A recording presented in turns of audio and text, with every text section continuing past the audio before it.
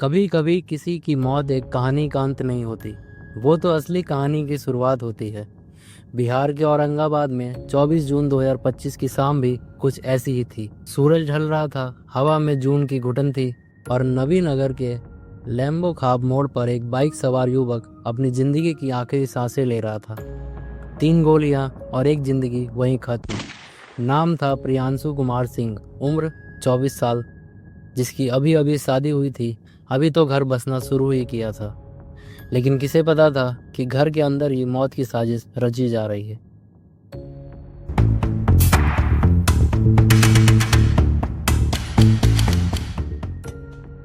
शायद आप सोच रहे होंगे, क्यों मारा गया प्रियांशु? तो आइए वक्त के पहिए को थोड़ा पीछे घुमाते हैं। इस कहानी की शुरुआत आज से नहीं बल्कि 15 साल पहले से होती है।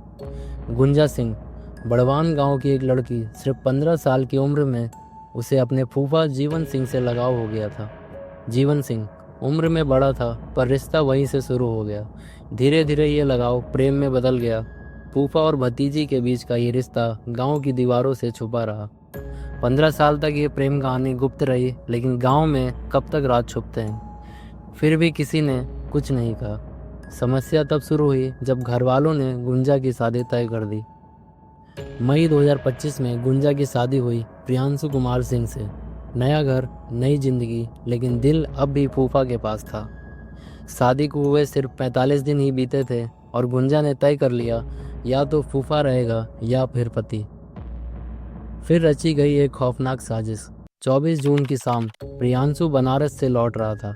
बाइक पर था, रास्ता वही जो वो रोज तय करता है।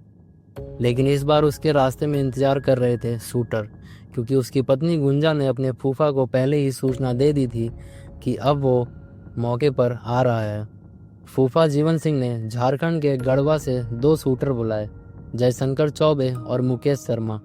सिम कार्ड भी दिलवाए गए ताकि बातचीत में कोई रुकावट ना हो। लोकेशन भेजी गई और फिर लैम्बो खाब मोड़ के पास 3 गोलियां चली।